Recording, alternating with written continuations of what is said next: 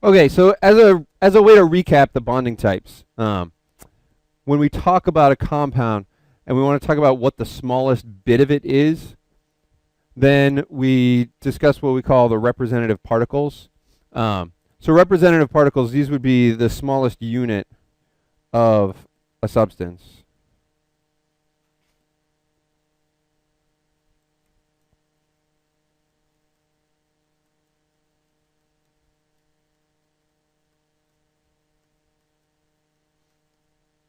All right. Um, so if we are measuring how many moles of that substance we have, it's really how many of Avogadro's numbers of the representative particles there are in that sample. All right, and it's going to differ depending on the bonding type. And so what we're going to do today is look at just some visuals of what different kinds of substances look like if we could zoom in to the atomic level, and then we'll pick out what a representative particle in each one is. So for metallic bonding, it's pretty simple. There, you just have lots of metal atoms. So the smallest unit is just going to be an individual atom.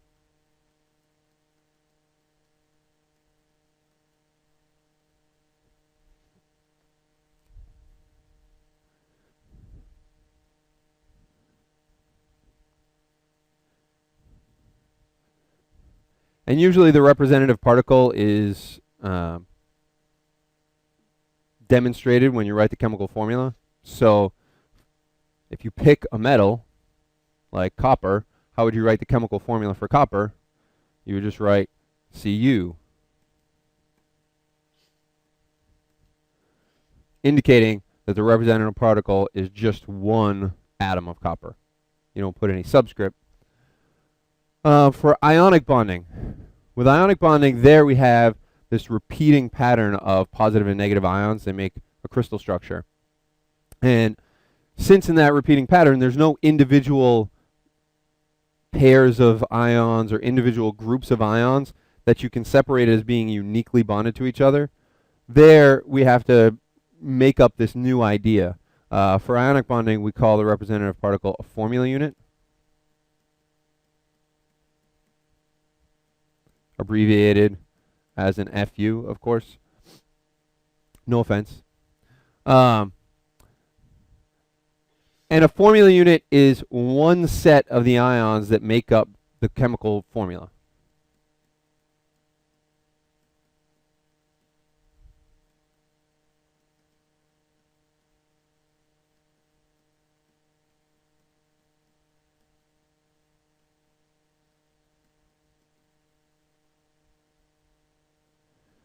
So for example,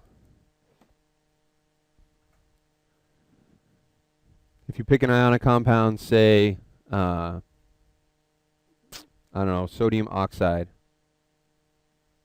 Chemical formula is Na2O. One formula unit would be 2 sodium ions and 1 oxide ion.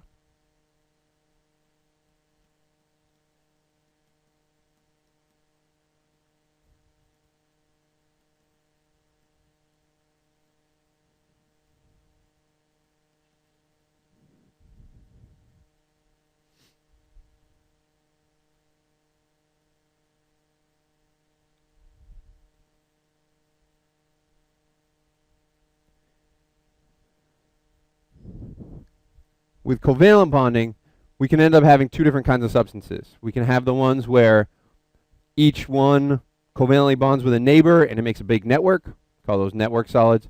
Or you can make the kind where a few atoms make covalent bonds to make an individual unit that we call a molecule. So those would be molecular. So the representative particle for a network covalent bonding, well, if it's a pure element like carbon, then the representative particle is just going to be a single atom. If it's a compound like quartz, which is silicon dioxide, there the representative particle is going to be a formula unit, kind of like in ionic bonding. So here it depends. For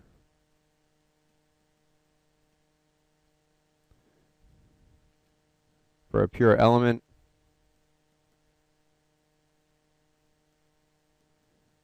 Rp, representative particle, is just one atom. So for example, you have carbon solid, which is diamond, or one form of it is diamond. That would, one representative particle would be just a carbon atom. For a compound, the representative particle will be one formula unit. So an example of that would be SiO2, where the representative particle would be one silicon atom and two oxygen atoms. But since they're in this repeating network, there's billions and billions of them.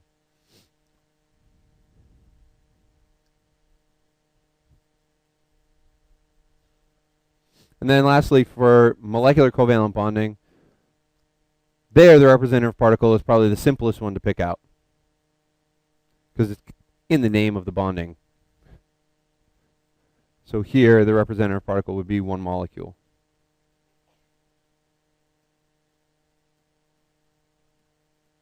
And a molecule is a group of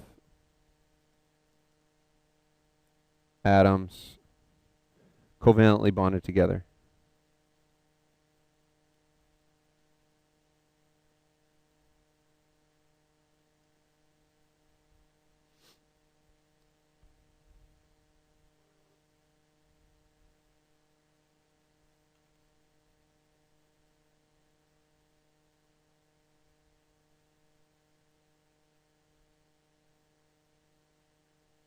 So to give us some visuals of what we mean here, we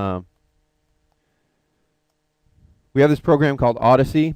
It is, in theory, being installed on all the computer carts, so that we'll start using this in class. There's been some technical challenges, but I'll demo it today, and then hopefully by next week we'll be able to get the carts, and you guys will just be able to play around with this, because it's great for actually visualizing these things. It's got this molecular stockroom where you can go and look at various substances. Okay, so if I'm thinking about a metal, you know, what metal do you like? All right, gold. People tend to like gold. All right, here is a model of what gold looks like at the atomic level. You've got metal atoms stacked on top of each other. What's not shown is they'd be sharing their valence electrons in this common pool. The program also allows us, we draw these things as if they're static, but they're constantly moving, so we can get a visual of what it looks like when they're moving. So there's gold. If I pick another metal, say lithium, oh, looks remarkably similar. If I pick another metal, say molybdenum, just because it's fun to say, looks remarkably similar. So with metals, there's not a huge amount of variation. The way they're actually stacked up on top of each other does change. There are different structures there, and that has some implications, but we're not going to focus on that. So when you think of a metal, you want to just have that idea in your head. So if I go back to the lecture notes and we were going to do some drawing. Now obviously a two-dimensional drawing is never going to be great, but it's something that's nice to be able to put down on a page. So if I wanted to draw magnesium,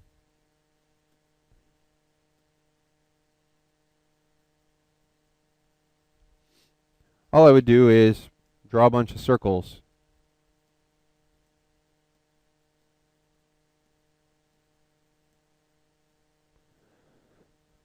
There's my model of magnesium.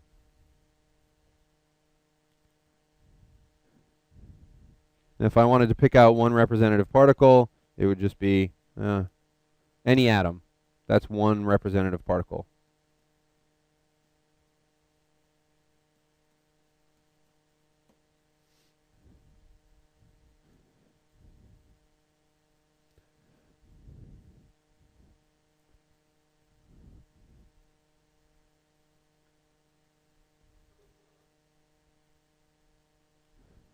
So questions to that point?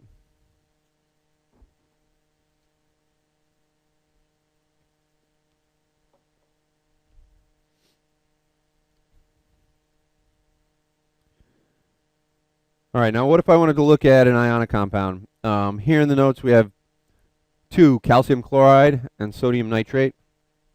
With ionic compounds, the picture you want to have in your head is of alternating positive and negative ions.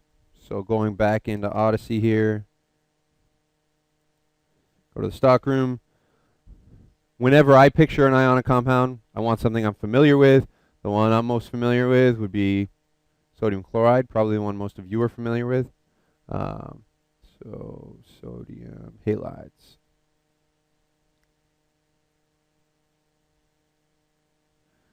All right, so there's sodium chloride. You can see alternating positive and negative ions. What do you think the blue represents? What do you think the green represents?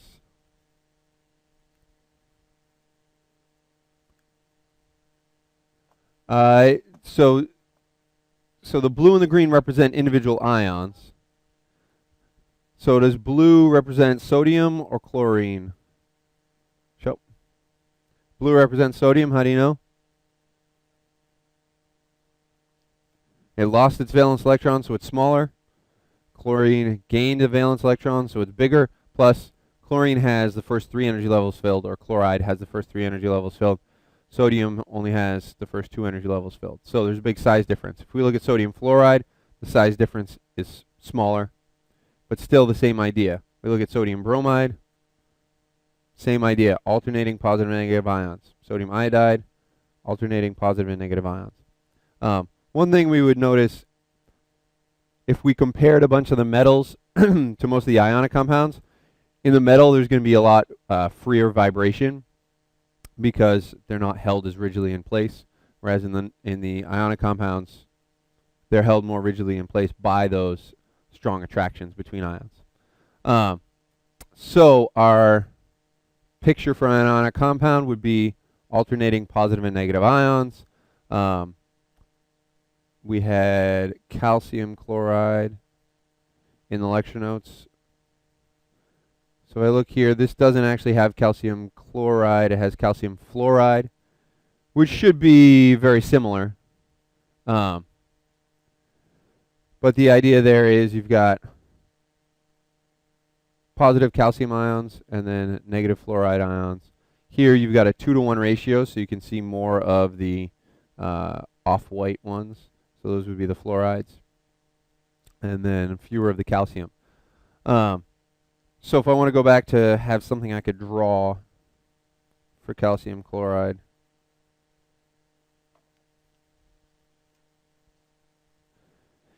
Whenever you're translating 3 dimensions into 2 dimensions, it's not going to be perfect, but we do the best we can.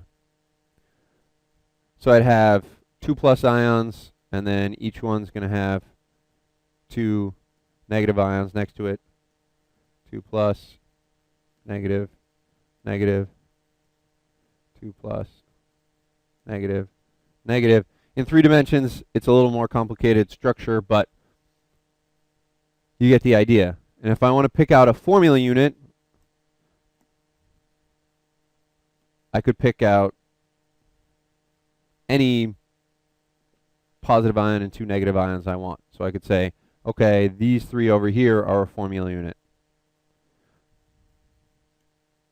And then I could say, these 3 here are a formula unit. And then I could say, these 3 here are a formula unit. So I drew 3 formula units. What makes these different from molecules is I could have chosen to split it up differently, because there is no special relationship among the ones that I circled. So I could have decided, you know what, I'm going to represent this differently. Instead of those 3 formula units,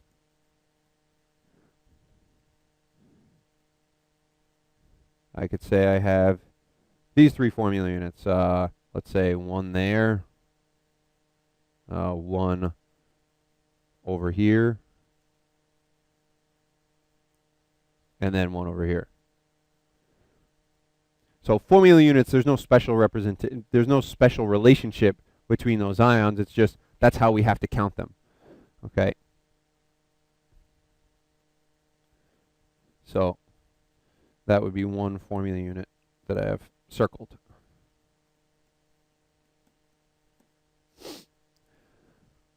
Sodium nitrate's a little more complicated. It's too complicated for Odyssey to actually give us a clear representation of it. Why is sodium nitrate more complicated? Solly? All right. This is a polyatomic ion, which means those are covalently bonded.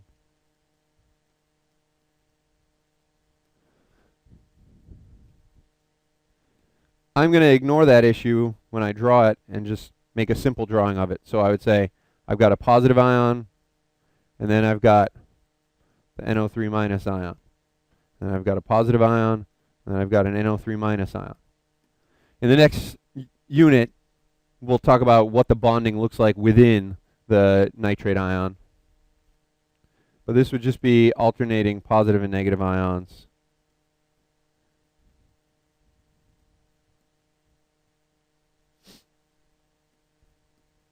So I could pick any pair there and say, all right, that's one formula unit. So here, that's one formula unit.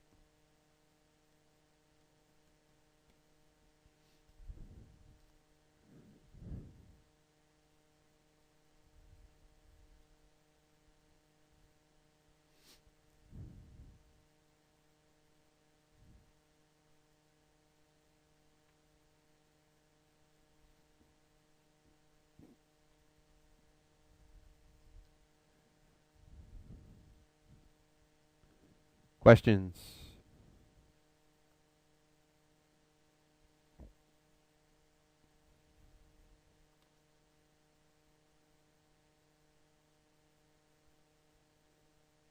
All right, on we go then. All right, diamond.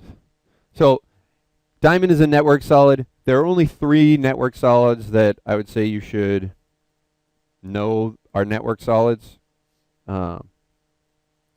So 3 examples of network solids.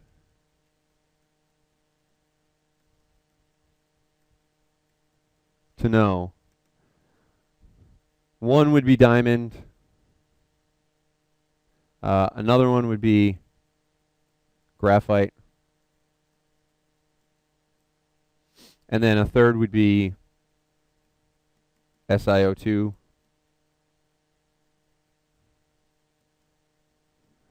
Which actually can be a network solid or it can be an amorphous solid. It can come in different varieties, but quartz is a network solid. Other than that, anything you see that's covalently bonded, you should expect to make molecules.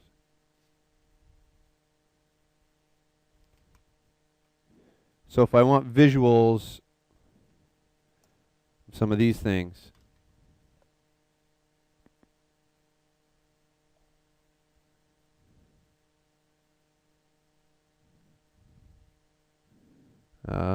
carbon. So carbon comes in lots of varieties. All right, graphite is the most common form. I'll start with diamond. That's the one that we're going to draw a picture of. But you can see it's this 3-dimensional structure. This is going to be really hard to represent in 2 dimensions. But everything's lined up in a specific way. Every atom is bonded to 4 atoms around it. And, you know, there's, I don't know how many atoms in this box that's being shown, maybe 30 or so. But if you just imagine a 12-gram diamond, it would have, you know, 10 to the 23rd of these boxes, or say like a 300-gram diamond would have 10 to the 23rd of these boxes. So this pattern would repeat over and over and over and over. That's what makes diamond so hard, is it's got covalent bonding all throughout. So for a network solid, that's pretty much the idea you should have in your head. Again, things can jiggle a little bit, but not a whole lot. Diamond's not going to have much give to it. It's one of the hardest substances known. Graphite is interesting because graphite, and one of these sheets is shown in a different model than the others. That's the only reason why this middle sheet here looks different. It's just showing the atoms. Graphite is a two-dimensional network instead of a three-dimensional network. So carbon is this really hard solid because it's got this covalent bonding in three directions. Graphite has covalent bonding in two directions, and it makes sheets. But then the attraction between sheets is actually really, really weak. So graphite can actually be used even as a lubricant in some cases because the sheets will slide over one another. So that's what separates graphite from most network solids. That's why it's not hard like diamond is. Individual sheets of graphite are called graphene. The Nobel Prize was just awarded last year or the year before for people studying graphene. So you may have heard about it in the news. Graphite also has this interesting property where it will conduct electricity, whereas most things that are covalently bonded don't. We have an explanation for that that'll come up. It involves something called delocalized pi bonding, where the pi bonding on each sheet is actually spread out. Those electrons are free to roam anywhere they want to on the sheet, and that's why it conducts electricity. So graphite's kind of fun. These other forms of carbon are not actual network solids. So these are individual molecules. The one with the fun name is Buckminster fullerene, or commonly known as buckyballs. It's essentially 60 carbon atoms making kind of a soccer ball structure. These were discovered back in the 80s, and at the time people thought they were going to have lots of applications, like you could put a molecule in the middle and then use it to transport molecules different places. I don't know that there's been that many great applications of them to this point. And then what people study a lot now are nanotubes. So nanotubes are like sheets of graphite rolled up into a tube. And these things are really, really strong because they're covalently bonded. They can conduct electricity, so people envision lots of really cool applications for them. At this point, one of the limiting factors is it's hard to make them grow very long. So, this tube that's shown here is one maybe like 15 hexagons long or something. That's really not a very long length. So people are working on trying to make nanotubes grow longer so you can use them for bigger applications. But they do have a lot of applications at this point. All right, so that's diamond. And then if we look at quartz, it's going to have a structure similar to diamond in that you have a network of covalent bonds. Things are held pretty rigidly in place. So quartz is, again, a very hard substance. So those are your network solids. If I want to draw a picture, well, it's going to be a really poor representation.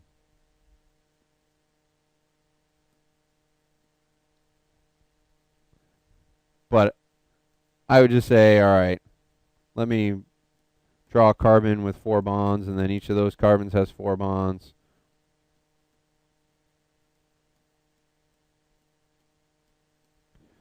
And just say, all right, continuing. I'm not going to mess around trying to draw the structure. You can if you're artistically inclined. But here, one atom would be the representative particle.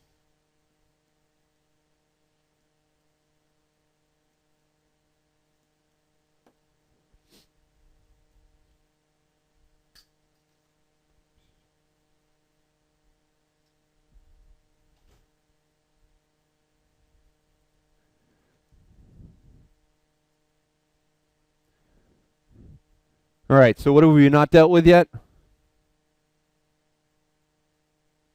Molecular. The ones we've looked at so far, for all the metals we looked at, structure was very similar. For ionic compounds, the structure is very similar. For network solids, there is some variation, but the idea is similar. Where we really run into variation is with molecules. Those other three we looked at only in the solid state because they all have pretty high melting points, and so when you think of those other kinds of bonding, think of solids. With molecular compounds, because the attractions between molecules are not nearly as strong as chemical bonds, they can be solid, liquid, or gas. And so the representative particle there would just be an individual molecule. For a visual, I'll go back to the program. I'm going to look at water because water is something that commonly exists in all three states of matter.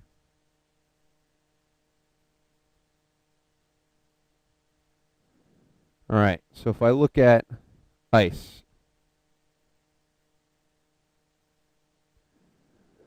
what do you notice about the molecules? They're all aligned. In a solid, generally things are all lined up in a specific pattern. But there are covalent bonds holding together each molecule, and then there are spaces in between molecules. There would be attractions there. We'll get to those attractions in a couple of weeks. So the difference between a solid molecular compound and a liquid molecular compound is really about particle orientation. If I go to the liquid, the molecules are still spaced about the same space. It turns out in water they're a little closer together in the liquid than the solid, and most things they're a little further apart in the liquid than the solid. But the key difference is now the orientation is random. The movement, they've got lots more freedom there, whereas in the solid, they can vibrate, but they still pretty much stay in the same place. Okay. When we go to a gas, that's where the picture gets drastically different. So what changes in a gas? They're much more spread out. Now they have much more freedom of motion. And they'd be moving very, very fast, but the simulation is a little slow when this computer's running all the programs at once. So I chose HBr just because it's a really simple molecule, just two atoms. But if I think about solid HBr, there I would have individual molecules of HBr.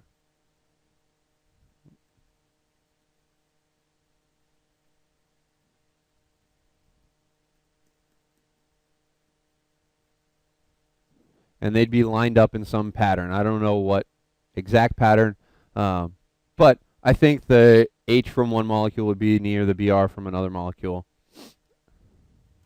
So I would envision some sort of pattern like this.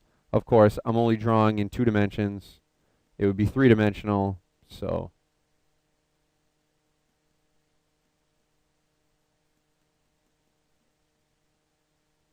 who knows exactly what it looks like, but some regular arrangement of molecules near each other. How would that change for the liquid?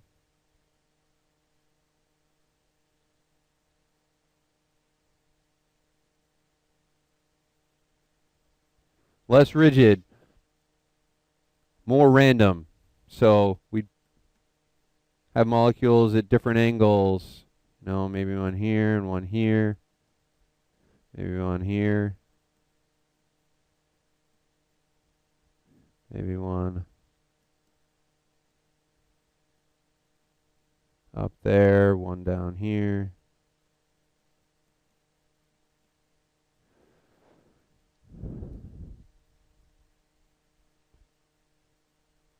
And then as a gas, we'd have molecules really far apart.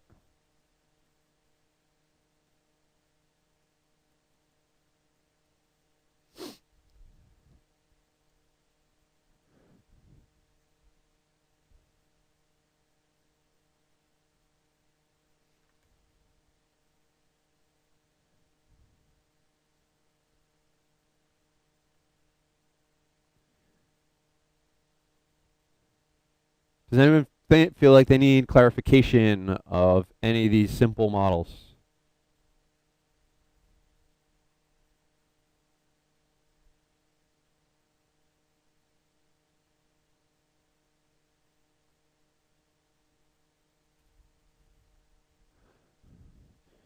All right. So the very quick summary of the three kinds of bonding. Metallic. There you have metal atoms, lots of metal atoms sharing valence electrons in a common pool.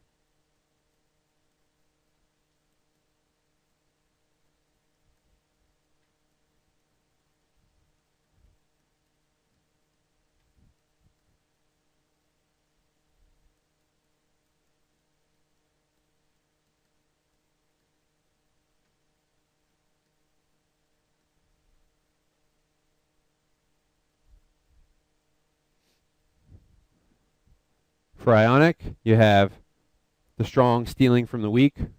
So you have non-metal atoms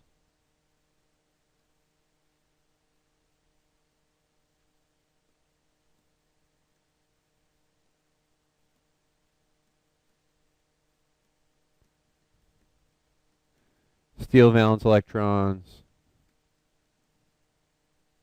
from metal atoms.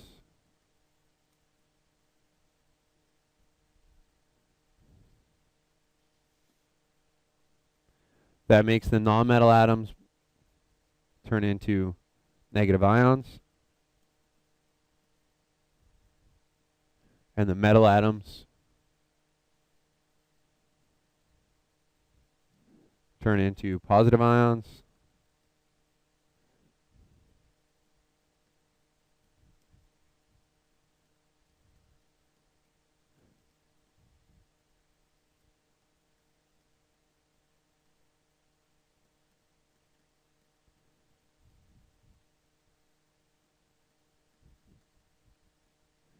And those will stack up in a repeating alternating pattern.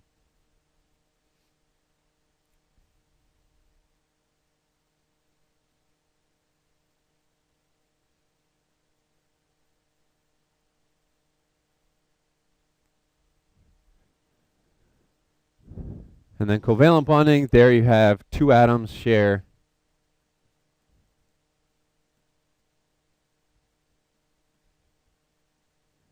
pairs of valence electrons.